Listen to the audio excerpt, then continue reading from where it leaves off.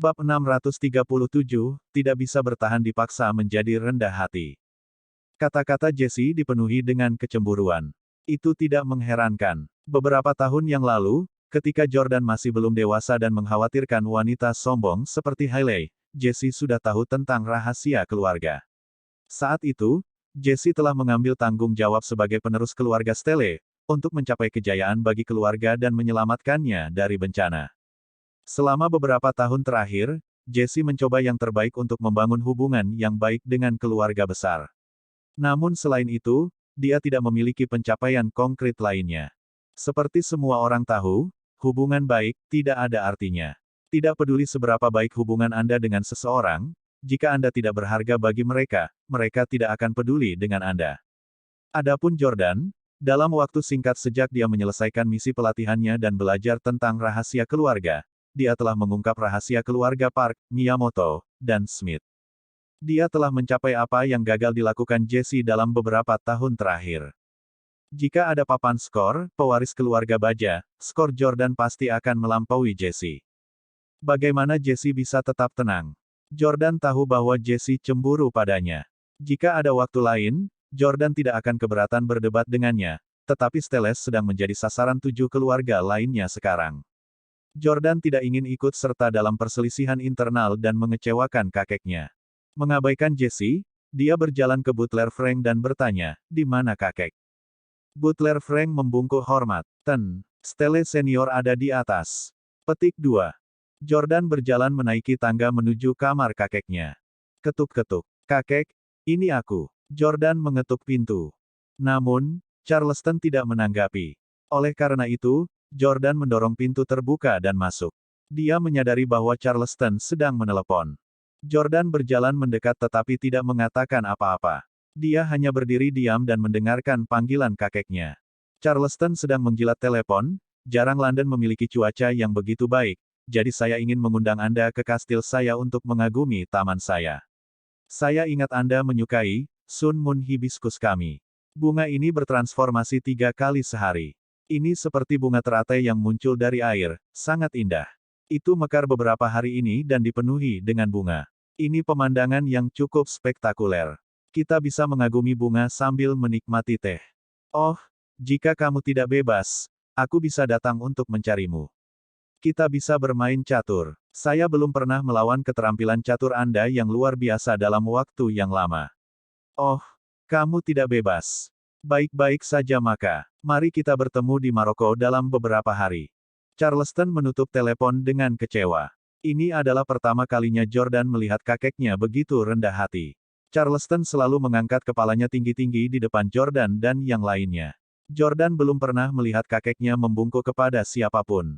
Jordan bertanya, "Kakek, dengan siapa kamu berbicara?" Charleston menjawab, "Tuan Addington. Keluarga Addington adalah keluarga rahasia di Inggris." Charleston berkata, saya berpikir untuk bertemu Mer Addington terlebih dahulu sebelum pertemuan besar untuk mengobrol dan mendapatkan dukungannya. Sayangnya, dia tidak ingin melihatku. Sepertinya dia tidak akan mendukung keluarga Stelle kali ini." Jordan tidak bisa menahan diri untuk tidak mengepalkan tinjunya. Keluarga Addington dan Stelle sama-sama berada di Inggris sekarang. Bisa dibilang mereka sangat dekat. Keduanya adalah bagian dari 8 keluarga rahasia di dunia. Seharusnya hal yang normal bagi mereka untuk bertemu satu sama lain. Namun, meskipun Charleston telah memohon dengan sangat rendah hati, keluarga Addington tetap menolak untuk bertemu dengannya. Mereka jelas memandang rendah keluarga Stelle. Mereka tidak ingin melihat Charleston. Mengepalkan tinjunya, Jordan merasa sangat kesal demi kakeknya. Dia bisa mentolerir harus bertindak rendah hati, tetapi dia tidak tahan melihat kakeknya dipaksa untuk berperilaku seperti ini. Orang-orang Addington yang arogan itu. Jika saya benar-benar dewa, saya akan melihat apakah Anda masih berani menolak kakek saya. Jordan sangat marah. Sebelumnya, dia sedikit ragu untuk menjadi dewa. Jika dia adalah dewa, itu berarti dia memiliki kemampuan untuk memprediksi masa depan. Itu juga secara tidak langsung berarti bahwa dia dan Hailey akan menikah lagi. Tapi sekarang, Jordan lebih suka berdamai dengan pelacur selingkuh itu daripada melihat kakeknya menundukkan kepalanya. Charleston menenangkan dirinya dan tersenyum pada Jordan. Ngomong-ngomong, lokasi pertemuan besar telah dikonfirmasi. Itu di Chechaouen, Maroko. Ini adalah pertama kalinya Anda berpartisipasi dalam pertemuan besar. Kamu pasti sangat bersemangat. Chechaouen. Jordan pernah ke kota ini sebelumnya. Itu adalah sebuah kota di barat laut Maroko. Pintu, tangga, dan dinding rumah di sana semuanya dicat biru.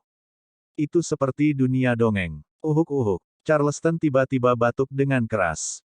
Jordan buru-buru mendukung Charleston. Kakek, mengapa kondisimu memburuk lagi? Bukankah tim medis keluarga kami merawatmu? Charleston berkata, mereka memang memperlakukan saya. Tapi aku takut ini adalah takdir. Secanggih apapun teknologi kita, tidak bisa bersaing dengan takdir. Nak, kakek mungkin. Jordan buru-buru berkata, tidak, kakek, kamu pasti akan hidup melewati 100 tahun. Charleston tersenyum dan menepuk kepala Jordan dengan penuh kasih sayang. Oke. Meskipun dia tahu bahwa hari-harinya telah ditentukan, dia tidak mau membiarkan cucunya khawatir. Jordan berkata, kakek, kamu tidak sehat. Jangan pergi ke Maroko. Jesse dan aku akan pergi. Charleston menggelengkan kepalanya. Ini pertama kalinya kamu ke sana. Orang-orang dari keluarga lain tidak mengenal Anda, dan saudara lelaki Anda juga gagal membangun kehadiran selama beberapa tahun terakhir. Saya harus pergi. Ngomong-ngomong, kamu bilang kamu membawa Lota kembali bersamamu. Petik 2. Jordan mengangguk. Ya, dia mengagumi bunga-bunga di luar. Dia mungkin sudah masuk. Charleston mengangguk. Meskipun Lota adalah seorang anak, dia telah muncul di 2 pertemuan sebelumnya. Dia adalah seorang wanita dengan otoritas dan hak untuk berbicara. Kita tidak bisa meremehkan dia. Cepat, bantu aku turun untuk menyambutnya. Lota baru saja tiba di Aula Kastil Stele. Jordan, Lota memanggil dengan penuh semangat saat dia memasuki aula. Alih-alih Jordan, dia melihat Jesse. Jesse telah duduk di sofa, terlihat sangat murung, tetapi begitu dia melihat Lota, dia bangkit. Dia berjalan menuju Lota dan membungkuk hormat. Ah, Nona Smith yang terhormat, saya sangat senang Anda dapat mengunjungi tempat tinggal kami yang sederhana. Ini kehormatan keluarga kami yang tak tertandingi. Kami sudah bertemu 2 kali sebelumnya di 2 pertemuan besar sebelumnya. Saya ingin tahu apakah Nona Smith mengingat saya. Lota memandang Jesse dan tersenyum. Aku ingat, kamu kakak tertua Jordan, Jesse. Jesse sangat senang. Suatu kehormatan besar untuk diingat oleh gadis suci Swiss. Saat itu, Jordan sedang membantu Charleston menuruni tangga. Dia kebetulan melihat Jesse merendahkan diri di depan Lota seperti pelayan dan dia tidak bisa menahan diri untuk berbicara. Kakak, Lota hanyalah seorang anak kecil. Apakah Anda harus merendahkan diri di hadapannya seperti itu? Petik 2. Bab 638, Jordan adalah orang jahat. Jordan benci betapa penurutnya Jesse. Dia merasa bahwa itu memalukan bagi seluruh keluarga. Sebelumnya, ketika Jordan bertemu Park Chan-yang dan Miyamoto Masaki, kedua orang ini langsung membencinya ketika mereka tahu bahwa dia berasal dari keluarga Stele. Mereka sama sekali tidak memperlakukan Jordan sebagai manusia dan memandang rendah dirinya. Pertama kali Park Chan-yang melihat Jordan, dia mengirimnya terbang di udara. Miyamoto Masaki juga ingin memukulnya saat mereka bertemu. Mengapa? Itu karena Jesse selalu berperilaku sangat menjijikkan di depan mereka. Mereka merasa bahwa jika bahkan saudara tertua Stele harus membungkuk begitu rendah setiap kali dia melihat mereka, bukankah saudara bungsu akan memiliki harga diri yang lebih rendah? Tidak mengherankan bahwa Jordan membenci perilaku menjilat Jesse di depan keluarga rahasia lainnya. Di sisi lain, Jesse merasa bahwa Jordan terlalu dewasa dan tidak tahu bagaimana berpura-pura beradab. Meskipun Jesse berbicara dengan suara pelan kepada Lota, dia membentak Jordan, beraninya kau. Nona Smith adalah satu-satunya keturunan keluarga Smith dan memiliki status yang sangat mulia. Dia telah berpartisipasi dalam 2 pertemuan besar dan telah berbicara atas nama keluarganya. Beraninya kau mengatakan dia hanya seorang anak kecil. Kaulah yang adalah anak nakal yang menolak untuk tumbuh dewasa. Petik 2. Lota tidak berharap Jesse dan Jordan berdebat tentangnya. Aku memang hanya seorang anak kecil. Jordan benar, saya hanya seorang anak kecil jadi Anda tidak perlu terlalu sopan dengan saya. Saya memiliki hubungan yang baik dengan Jordan. Kadang-kadang, dia memukulku. Jesse, Yordania. Jordan buru-buru berkata, Lota, kamu harus menyatakan dengan jelas keadaan di mana aku memukulmu. Kalau tidak, Itu akan menyebabkan kesalahpahaman. Petik 2. Lota menggaruk kepalanya, tidak mengerti bagaimana ini bisa menyebabkan kesalahpahaman. Dia tersenyum tanpa dosa. Jordan hanya memukulku saat aku nakal. Dia memukulku dengan sangat ringan, sama sekali tidak menyakitkan, hehe. Jesse menatap Lota yang polos dan menggemaskan. Dia benar-benar tidak seperti Lota yang dia kenal. Sama sekali tidak seperti putri berharga keluarga Smith. Di pertemuan-pertemuan besar, Lota selalu berperilaku tenang dan elegan. Jesse juga pernah melihat Lota di game sebelumnya. Dia adalah gadis suci Swiss yang dingin dan menyendiri. Mengapa dia menjadi begitu, mudah didekati setelah bertemu Jordan? Pada saat ini, Charleston tersenyum dan menegur Jordan. Jordan, Lota adalah tamu terhormat keluarga kami. Anda adalah teman baiknya dan Anda beberapa tahun lebih tua darinya. Anda harus menyerah padanya. Bagaimana kamu bisa memukulnya?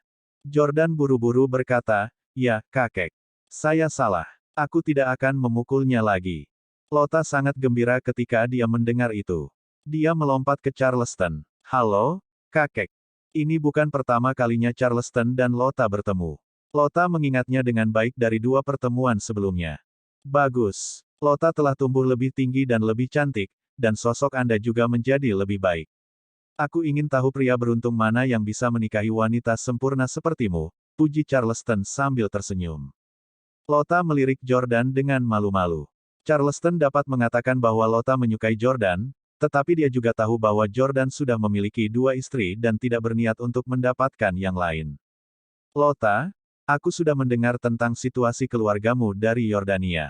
Saya minta maaf atas apa yang Anda alami. Jangan khawatir, aku akan melakukan yang terbaik untuk menyelamatkan orang tuamu dari cakar jahat keluarga Handley. Lota sangat tersentuh. Terima kasih, kakek. Jordan menunduk dan tetap diam. Dia tahu bahwa kata-kata kakeknya hanya asal-asalan. Keluarga Stelle bahkan tidak bisa melindungi diri mereka sendiri sekarang. Bagaimana mereka bisa memiliki kemampuan untuk melawan keluarga Handley dan menyelamatkan Smiths? Charleston tersenyum pada Lota. Lota, kamu harus pergi bersama Jordan ke pertemuan besar yang akan datang. Lota tampak berkonflik. Tapi aku takut mereka akan menangkapku lagi. Orang-orang dari keluarga Handley itu tidak bisa tampil secara resmi di depan umum. Mereka pasti tidak akan berani menghadiri pertemuan secara langsung. Dengan Jordan melindungi Anda pasti aman, kata Charleston. Mendengar ini, Lota mengangguk dan setuju. Jordan tahu Charleston melakukan ini karena dia ingin Lota membantu keluarga Stelle. Orang-orang dari keluarga Handley itu tidak bisa tampil secara resmi di depan umum. Mereka pasti tidak akan berani menghadiri pertemuan secara langsung. Dengan Jordan melindungi Anda pasti aman, kata Charleston. Mendengar ini, Lota mengangguk dan setuju. Jordan tahu Charleston melakukan ini karena dia ingin Lota membantu keluarga Stelle. Lagi pula, keluarga Stelle tidak punya orang lain untuk mendukung mereka. Mereka harus menghadapi 7 keluarga lainnya sendirian. Meskipun Lota masih kecil, memilikinya lebih baik daripada tidak sama sekali. Karena itu, Lota tinggal di Kastil Stelle sampai tiba waktunya untuk berangkat ke Maroko bersama. Malam itu, Stelles memberi Lota perlakuan terbaik, meskipun dia adalah seorang gadis muda yang baru saja mencapai usia dewasa. Keluarga Stelles mengadakan perjamuan untuknya, yang bahkan lebih rumit dan mewah daripada yang diadakan untuk Lauren dan orang tuanya. Makan malam berakhir sekitar pukul 11 malam. Jordan dan Lota berjalan kembali ke kamar mereka. Keduanya telah minum anggur merah. Toleransi alkohol Jordan sangat luar biasa, jadi dia sama sekali tidak mabuk. Namun, wajah Lota memerah dan dia sedikit mabuk. Lota tiba-tiba melompat ke Jordan dengan genit. Yordania, bawa aku mabuk. Jordan terkejut. Dia mengira ada binatang yang melompat ke arahnya. Berhenti berpura-pura mabuk. Kami telah minum bersama sebelumnya dan saya tahu seberapa baik Anda bisa minum. Cepat dan turunkan aku. Jangan memanfaatkanku, kata Jordan dengan sangat belak-belakan. Jordan masih menghormati Lota sebagai gadis suci Swiss, tetapi mereka berdua telah bersama setiap hari baru-baru ini. Mereka sangat akrab satu sama lain sekarang, jadi mereka bisa lebih santai satu sama lain. Lota segera membalas, kamu sepertinya yang diuntungkan sekarang, kan? Dengan itu, Lota menekan dirinya ke punggung Jordan. Dengan sosoknya, pria manapun akan bernafsu padanya. Jordan menelan ludah. Dia tahu bahwa Lota memiliki sosok yang baik, tetapi dia tidak mau mengakuinya. Dia berkata, kamu sangat berat. Aku tidak bisa menggendongmu. Lota membalas, bagaimana bisa? Kamu sangat kuat. Petik 2. Tak berdaya, Jordan dengan patuh membawa Lota kembali ke kamarnya. Kamu bisa tinggal di kamar ini, kata Jordan. Terima kasih, Yordania. Lota melompat dari Jordan ke lantai. Ketika dia melihat timbangan di ruangan itu, dia berdiri di atasnya. Ini dengan cepat menunjukkan, 56 kilogram. Lot terkejut. Dia buru-buru melompat ke tempat tidur dan menutupi tubuhnya dengan selimut satin yang mahal. Dia tampak sangat pemalu seolah-olah dia takut terlihat. Dia tiba-tiba tampak seperti akan menangis. Jordan, jangan panggil aku untuk sarapan besok. Aku tidak akan makan apa-apa besok. Jordan tersenyum dan berjalan mendekat. Apa yang salah? Saya pikir Anda tidak peduli tentang penambahan berat badan. Lagi pula, kamu tidak gemuk. Petik 2.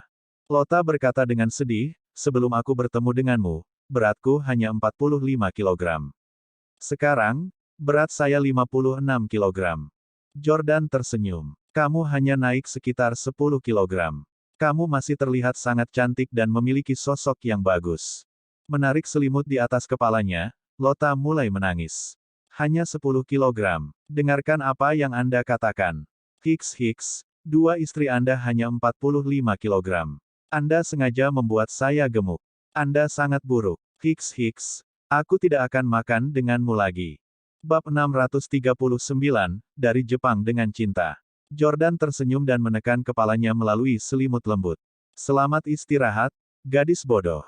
Jangan berpikir untuk melakukan mogok makan. Aku akan datang dan membangunkanmu untuk sarapan besok pagi.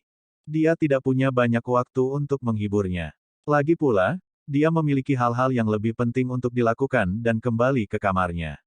Setelah kembali ke kamarnya, Jordan mengirim pesan ke Dragon. Bagaimana perkembangannya? Sudah berhari-hari tetapi naga belum mendapatkan obat ilahi yang dapat memperkuat tubuh keluarga Miyamoto. Dia bahkan belum melihat serum Mirakuru. Menurut Dragon, Miyamoto Masaki menjadi semakin percaya padanya. Namun meski begitu, naga masih tidak tahu lokasi obat ilahi. Miyamoto Masaki hanya memberikannya kepada naga sekali untuk menguji batas atas kekuatan tempurnya. Setelah itu, dia tidak pernah memberikannya lagi. Akibatnya, Dragon tidak dapat secara diam-diam membawa obat ilahi ini ke Yordania. Pertemuan besar akan datang. Pada saat itu, Jordan dan Miyamoto Masaki pasti akan menghadapi konfrontasi langsung di Maroko. Jordan tidak mau dipukuli Miyamoto Masaki. Pukul 5 keesokan paginya, Jordan masih belum menerima balasan dari Dragon. Di Jepang, itu jam 10 malam. Tepat ketika Jordan dan Lota menyelesaikan godaan kecil mereka di Kastil Stele, malam baru saja akan terungkap. Di Jepang, Oktober adalah bulan terbaik untuk penyimpang. Ini karena Jepang dianggap sebagai salah satu negara terindah di dunia selama musim gugur, dan Oktober adalah waktu terbaik untuk menghargai daun musim gugur yang berwarna merah. Pada saat ini, di Miyajima di barat daya Hiroshima, salah satu tempat terbaik di Jepang untuk melihat daun merah musim gugur, seorang wanita cantik mengenakan selendang mengagumi pemandangan musim gugur. Meskipun saat itu malam hari, ada ribuan kunang-kunang di setiap pohon maple, menerangi dedaunan merah yang indah. Dan daun merah terus-menerus melayang turun dari pepohonan. Mereka mendarat di tubuh halus wanita ini dan rambut hitamnya yang halus. Di belakangnya berdiri seorang pria tinggi berambut panjang. Itu adalah naga.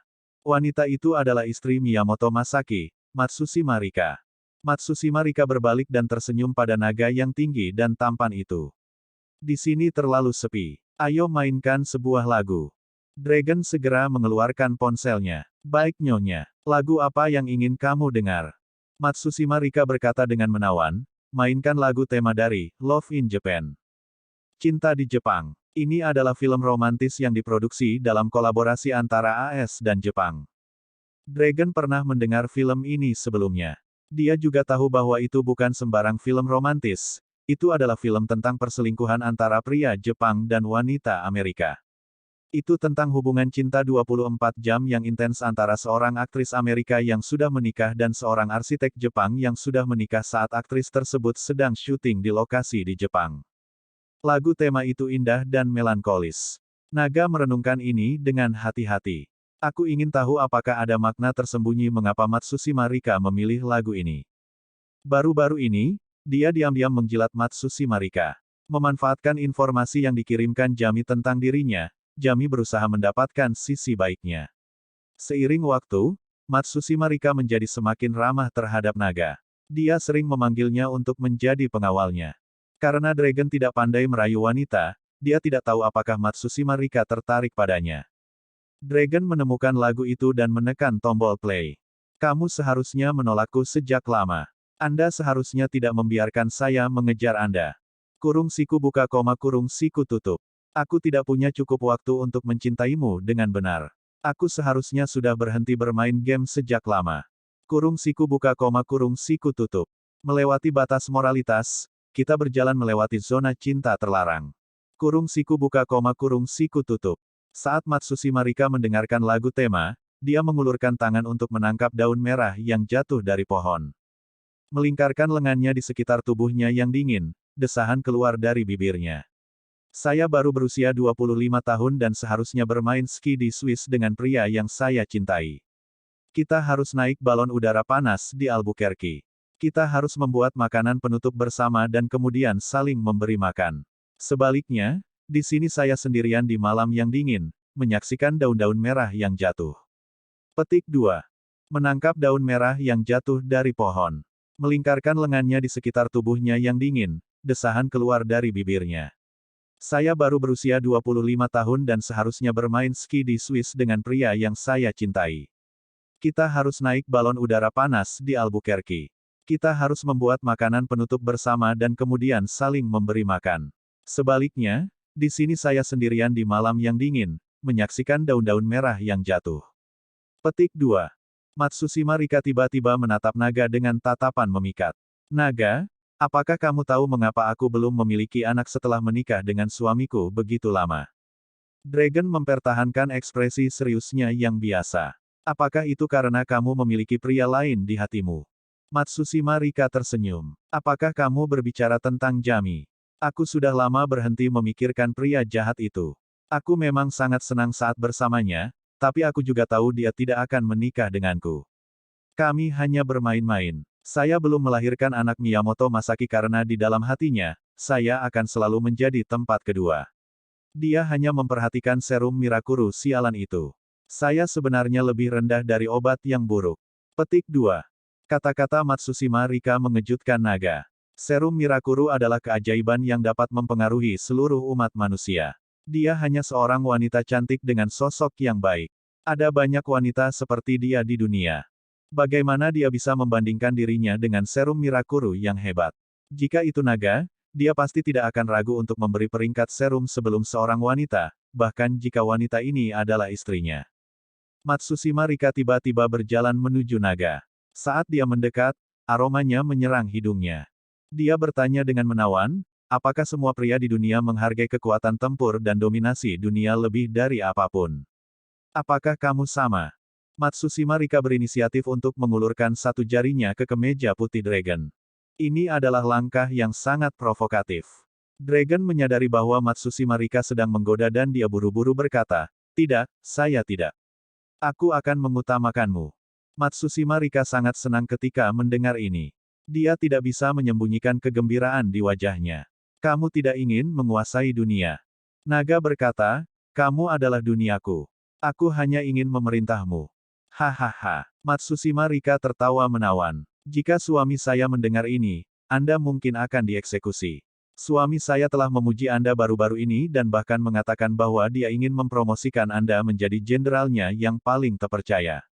Tapi sekarang, kamu mengatakan bahwa kamu menyukai wanita tuanmu. Petik 2. Dragon sudah belajar dari Jami wanita seperti apa Matsushima Rika, jadi dia yakin dia tidak akan pernah melaporkannya. Kalau tidak, Matsushima Rika akan marah bukannya tersenyum begitu bahagia setelah mendengar pengakuan Dragon. Mengambil inisiatif, Dragon meraih pinggang rampingnya dan berbisik, aku bisa bekerja keras untuk Lord Miyamoto, tetapi orang yang sebenarnya aku lakukan adalah kamu, Madam Miyamoto. Bab 640, Pertemuan Hebat. Malam itu, Miyamoto Masaki masih berada di laboratorium, mempelajari serum Mirakuru miliknya. Dia tidak tahu bahwa istrinya, Matsushima Rika, sudah tidur dengan naga. Dragon memegang bahu Matsushima Rika dan berkata, Lord Miyamoto hanya memberiku obat suci untuk memperkuat fisikku sekali. Setelah itu, saya merasa sangat tidak mampu sekarang. Saya memintanya kepada Lord Miyamoto, tetapi dia tidak memberikannya kepada saya. Nyonya, bisakah Anda mendapatkan obat itu untuk saya? Petik 2. Matsushima Rika kesal dengan penyebutan obat Miyamoto Masaki. Dia memutar matanya ke arah naga. Kenapa kamu menginginkannya? Dragon tidak tahu bagaimana menjawab dan hanya bisa menatap Matsushima Rika dengan linglung. Namun, Matsushima Rika tiba-tiba tertawa. Jari-jarinya yang ramping menempel pada batang hidung Dragon yang tinggi. Oh, kamu penjahat. Saya tahu untuk apa Anda menginginkan obat itu. Petik 2. Naga tersenyum dan tidak berkomentar. Matsushima Rika tersenyum nakal. Baiklah, aku akan mencuri beberapa untukmu. Terima kasih Nyonya. Naga sangat gembira. Dia akhirnya bisa menyelesaikan misinya untuk Jordan. 2 hari lagi berlalu. Segera, itu tanggal 10 Oktober. Jordan, Lota, Jesse dan Charleston terbang ke Chechaouen di Maroko. Sama seperti tahun-tahun sebelumnya, Charleston tidak membawa ayah Jordan ke pertemuan besar itu. Sebagai gantinya, dia membawa kedua cucunya. Jelas bahwa penerus keluarga Stele akan diserahkan kepada generasi ketiga. Chechaouen adalah kota biru dan putih yang sangat mirip dengan dongeng. Tidak ada yang mengira akan ada kota yang begitu indah. Namun, tak satu pun dari Steles datang untuk pemandangan itu. Semua perwakilan dari 8 keluarga besar sudah tiba di Chechaouen. Setiap keluarga memiliki tempat tinggal mereka sendiri di kota ini. Keluarga Stele telah membeli rumah dengan lokasi yang bagus. Pada saat ini, semua orang dari keluarga Stele ada di rumah. Mengenakan setelan formal, Jesse terus melihat dirinya di cermin. Sudah jam 9. Rapat dimulai pukul 10. Kakek, akankah kita pergi lebih awal? Petik 2. Jesse menoleh ke Charleston, bersiap untuk pergi. Jordan tahu bahwa kakeknya sedang tidak enak badan. Dia akan lebih baik mendapatkan beberapa saat istirahat ekstra di rumah mereka daripada tiba lebih awal dan akhirnya menunggu di tempat pertemuan. Tempatnya hanya 5-6 menit. Apakah perlu tiba 1 jam lebih awal? Jesse benar-benar merendahkan dirinya sendiri. Jesse membalas, apakah kamu tahu bahwa 7 keluarga lainnya menargetkan kita hari ini? Jika kita pergi lebih awal, itu akan membuktikan bahwa kita memiliki sikap yang baik dan ingin menjaga hubungan baik dengan mereka. Ini adalah masalah besar yang bisa menyelamatkan keluarga. Jangan bicara omong kosong jika kamu tidak mengerti situasinya. Jordan mendengus. Kamu terlalu naif. Hanya ada 1 jam tersisa sampai pertemuan. Apakah Anda pikir mereka akan berubah pikiran dalam waktu singkat ini? Petik 2. Jesse menjawab dengan marah. Anda, baiklah, berhenti berdebat. Charleston tiba-tiba memotong. Dia terbatuk dan berkata, kita akan berangkat jam 9.30. Jesse dan Jordan terdiam. Jordan melihat ponselnya lagi. Dia sedikit cemas, bukan karena dia takut menghadapi orang-orang dari keluarga rahasia, tetapi karena Jordan belum mendapatkan obat suci yang dicuri naga dari keluarga Miyamoto. Dragon akan mengawal Miyamoto Masaki ke Maroko untuk berpartisipasi dalam pertemuan tersebut. Keduanya sepakat untuk menemukan tempat untuk melakukan trade-off. Saat ini, di Masjid Agung Chechaouen, Dragon mengawal Miyamoto Masaki ke masjid. Berbeda dengan keluarga Park, yang percaya kepada Kristus, keluarga Miyamoto tidak memiliki agama. Atau lebih tepatnya, mereka percaya pada semua dewa, jadi mereka mengunjungi semua situs keagamaan. Berjalan keluar dari masjid, Miyamoto Masaki melihat waktu. Ini jam 9:10. Saatnya untuk mulai menuju ke atas. Hari ini, aku akan menghajar Jami di depan keluarga rahasia lainnya. Miyamoto Masaki masih berpikir bahwa Jamilah yang mengalahkannya di game hari itu. Dragon tetap diam, mengkhawatirkan Jordan. Jami masih di medan perang dan Miyamoto Masaki akan segera tahu bahwa Jordanlah yang mempermalukannya hari itu. Pada saat itu, mereka berdua pasti akan mengalami pertempuran sengit. Ini adalah pertama kalinya Jordan menghadiri pertemuan kelas atas. Akan menjadi bencana jika dia dipermalukan oleh Miyamoto Masaki di depan keluarga rahasia lainnya tepat pada pertemuan pertamanya. Naga tidak akan pernah membiarkan tuannya menderita seperti itu. Jika Miyamoto Masaki mengalahkan Jordan dengan kemampuan alaminya sendiri, dia tidak akan begitu marah. Namun, Miyamoto Masaki hanyalah petarung kelas 3. Dia harus mengandalkan obat ilahi untuk meningkatkan kemampuan fisiknya untuk mengalahkan Jordan. Dragon diam-diam mengeluarkan kantong plastik transparan kecil dari sakunya. Ada 2 pil di dalam tas. Kedua pil ini dapat meningkatkan kekuatan fisik dan pertahanan seseorang. Dragon mendapatkannya dengan merayu istri Miyamoto Masaki. Dia melihat petak bunga di pintu masuk masjid dan ingin melemparkan tas kecil ini ke petak bunga dan kemudian memberitahu Jordan untuk mengambilnya dari sana. Namun, saat dia hendak melemparkan tas kecil itu ke petak bunga, seekor kucing oranye tiba-tiba melompat keluar dari petak bunga dan meraih tas kecil itu dengan mulutnya. Itu melesat pergi seperti angin. Sial, naga terkejut. Dia telah bersusah payah untuk mendapatkan obat ilahi itu. Dan sekarang, seekor kucing telah mencurinya.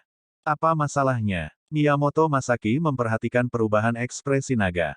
Akankah Dragon berani memberitahu Miyamoto Masaki yang sebenarnya?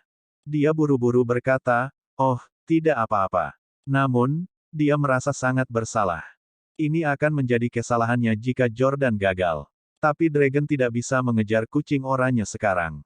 Dia hanya bisa diam-diam mengirim pesan ke Jordan. "Tuan, saya di Masjid Agung Chechaowen. Obat yang kusiapkan untukmu baru saja direnggut oleh kucing oranye." Apa? Jordan hampir menangis ketika dia membaca pesan itu. Seekor kucing oranye telah merampas obat suci keluarga Miyamoto. Apakah kucing ini ingin menjadi harimau? Jika kucing ini memakan obatnya, tubuhnya akan meledak atau menjadi tak terkalahkan. Brengsek. Tanpa sepatah kata pun, Jordan bergegas keluar dari ruangan. Kucing sangat cepat. Jordan harus bergegas ke masjid sesegera mungkin dan menemukan kucing oranye ini. "Hei, rapat akan segera dimulai. Kemana kamu pergi?" Jesse buru-buru mengejar Jordan. Jordan berkata, "Saya memiliki sesuatu yang mendesak untuk diperhatikan. Aku akan kembali sebentar lagi." Jesse mendengus dan berjalan ke Charleston. "Kakek, kurasa Jordan baru saja kabur. Dia bertingkah seperti dia sangat hebat sebelum datang ke sini. Apa gunanya banyak bicara? Sekarang, dia bahkan tidak berani pergi ke venue." Lota membela Yordania. Jordan bukan orang seperti itu. Dia sangat berani. Dia orang paling berani yang pernah saya lihat. Dia tidak akan takut pada 7 keluarga lainnya. Bab 637, tidak bisa bertahan dipaksa menjadi rendah hati.